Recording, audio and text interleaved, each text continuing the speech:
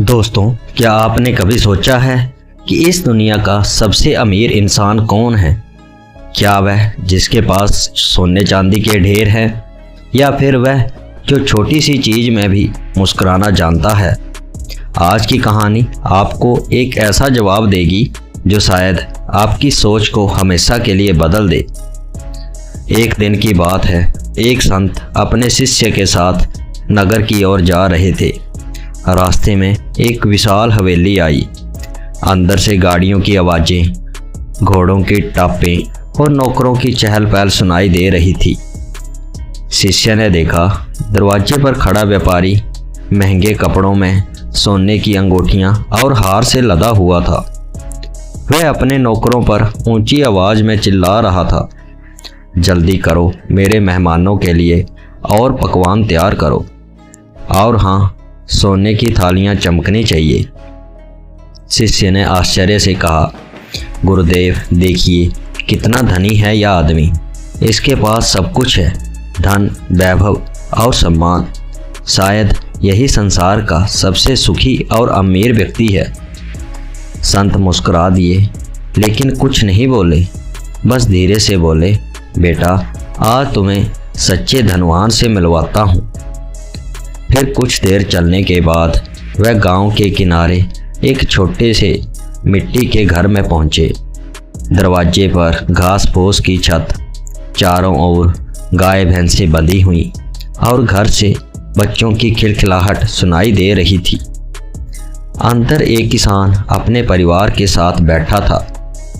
खाने में बस साधारण सी दाल, रोटियां और थोड़ा सा अचार था, लेकिन हर कोई हंसी खुशी बात कर रहा था, गीत गा रहा था और मिलकर भोजन कर रहा था।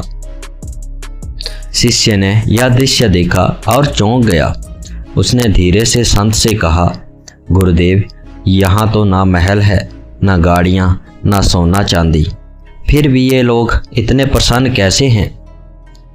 संत ने संतोष भरी मुस्कान के साथ कहा, बेटा, व्यापारी के पास सब कुछ है, लेकिन उसका मन हमेशा और पाने की लालसा में उलझा रहता है। वह कभी संतुष्ट नहीं हो सकता।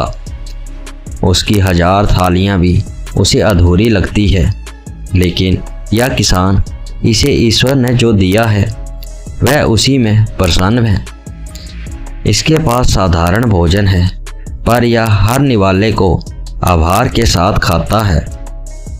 यही असली धन है, संतोष और प्रेम। शिष्य गहरी सोच में डूब गया। उसे समझ आ गया कि असली अमीरी जेब में नहीं बल्कि दिल में होती है। संत ने अंत में कहा, बेटा, इस संसार का सबसे अमीर वही है जो अपनी जिंदगी में संतोष पाले, क्योंकि जो संतोषी है वह हमेशा सुखी है, और जो असंतोषी है उसके पास चाहे कितना भी सोना हो, वह कभी धनी नहीं हो सकता। दोस्तों, इस कहानी का सार भी यही है कि धन कभी भी सुख की गारंटी नहीं देता। असली सुख और अमीरी आती है संतोष और प्रेम से।